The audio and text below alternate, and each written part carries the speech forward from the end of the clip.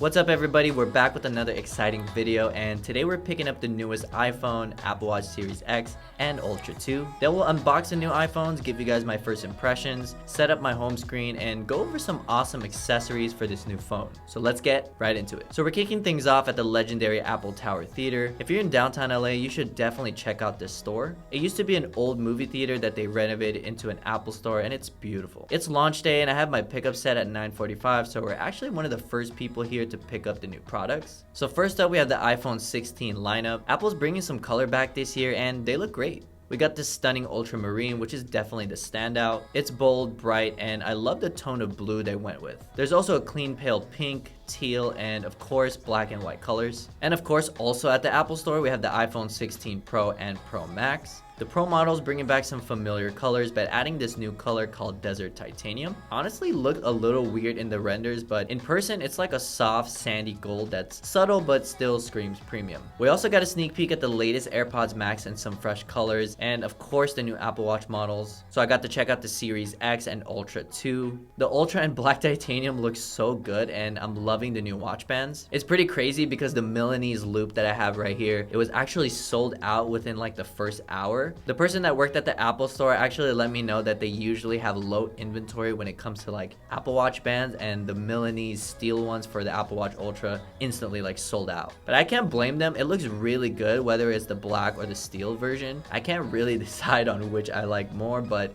the black is probably my favorite right now. We're definitely going to be covering the Apple Watch Series X and Ultra 2 on the channel, so stay tuned for that. Alright, so we picked up all the products and everything went smoothly. Let's go ahead and unbox them.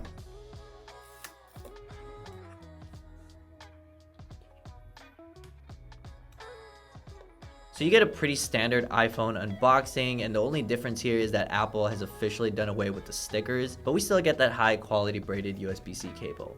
White titanium is super clean, and I'm glad I went with white this year. It's got that premium, almost pearly finish, but with the ruggedness of titanium. I went with the Pro Max this year for the longer battery life. The 15 Pro battery life is horrible, and I figured why not upgrade to the bigger size. Here's a comparison with how it looks with the Google Pixel 9 Pro XL. And by the way, I was using this phone for the past 2 weeks, and if you want to see what it's like to use, I have a few videos I published if you're interested. But we're back, baby. Blue bubble once again. Now this one's interesting this year. We got the Desert Titanium color. This color looked kind of weird in the early leaks, but in person it's like a light sandy gold, basically looking like gold from other previous iPhone models. It's subtle but definitely different from the usual shades. From the renders, I thought it would be this darker shade of brown, which I would have been on board with, but this is nice nonetheless. The new iPhone's bezels are thinner than ever. Apple didn't do a whole design overhaul, but this little change makes a big impact when you see it side by side with last year's model. I actually traded my iPhone 15 Pro to get the 16 Pro Max, so sorry I don't have that comparison for you guys. The screens on the iPhone just looks more immersive, especially on the Pro Max. And speaking of size, we got some changes here too.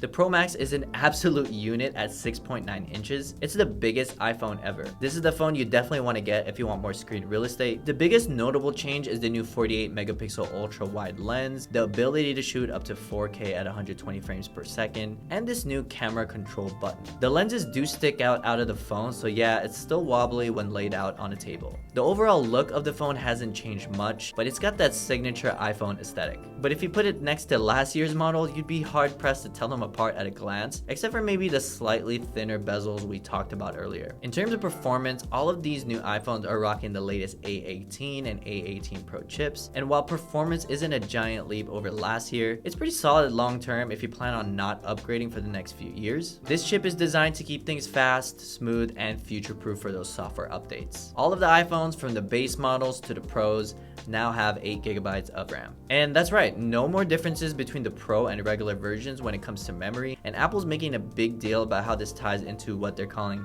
Apple Intelligence, which is actually not even available at launch. Now I am kind of disappointed that a flagship phone like this one doesn't come with some sort of AI software. With the Pixel 9 Pro, Gemini was ready right out of the gate and proved to be quite useful in the few weeks that I had it. Now let's talk about this new camera control feature, which is one of the most noticeable hardware changes this year. This thing is designed purely for camera functions, so If you're someone who's constantly snapping pics or shooting videos, then this might be for you. And even when shooting vertical videos, I could still use camera control without any problem. It's got a nice tactile feel thanks to a vibration motor underneath. So when you press it, you get that clicky feedback like a real camera shutter. You can single press to open the camera, tap again to snap a photo, or hold it down to start recording a video. It's pretty cool, but it does take some time getting used to. You can also double tap to open up more camera controls like zoom, depth, tone, and photographic styles. And what's great is that this camera control is available across all models, not just the pros. It's a neat addition, though honestly you can do all of this stuff with the regular on-screen buttons, so it's more of a cool to have than a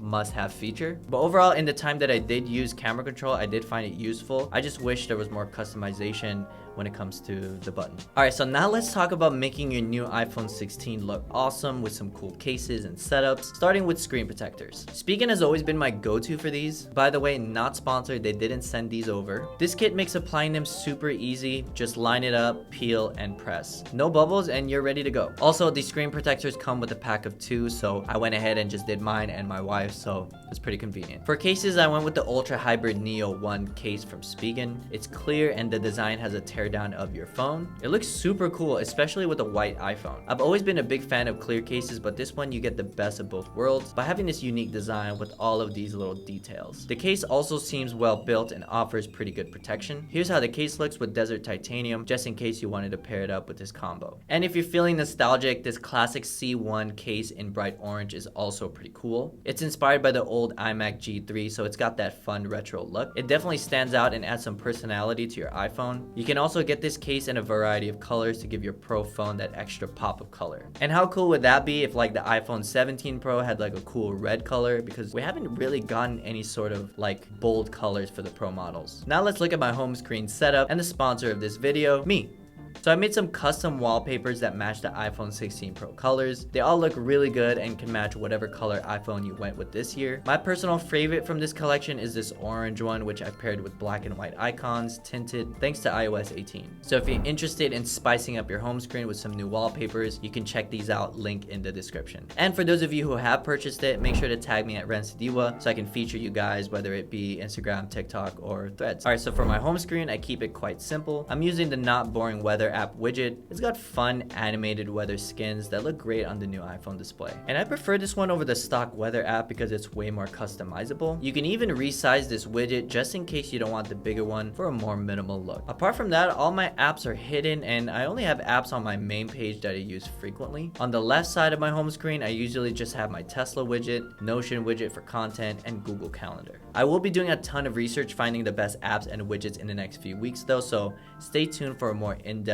home screen setup. Alright, so is the iPhone 16 worth the upgrade? Honestly, it depends on what you're looking for. If you're into the new colors, the bigger batteries, or just want the latest tech, it's a solid choice. But if you're coming from last year's model, you might not feel a huge difference unless you're really excited about those Pro features. For me, that extra screen size on the Pro Max is awesome for consuming content, and the upgraded megapixel on the ultra wide is a welcome improvement. My only question is, when is Apple going to finally upgrade that front face camera? They need to update that real soon because Pixel 9 Pro's front face camera is pretty good and would love that for the new iPhones. The new camera control button is something I'm definitely going to play around with, but as always, it comes down to how you use your phone day to day. I'm also working on a day in the life video with this phone, so keep an eye out for that. I'm gonna test how it performs in real world use when it comes to the battery, camera, all that good stuff. And if you're into Apple Watch content, we got more of that coming too on the channel. So if you're not already, make sure you hit that subscribe button and turn on notifications so you don't miss any of it. My goal is to reach 50k subscribers and would love for you to become part of this journey, so go ahead and tap in. Other than that, thanks for watching. Drop a comment with your thoughts on the iPhone 16 and I'll catch you in the next one. Peace.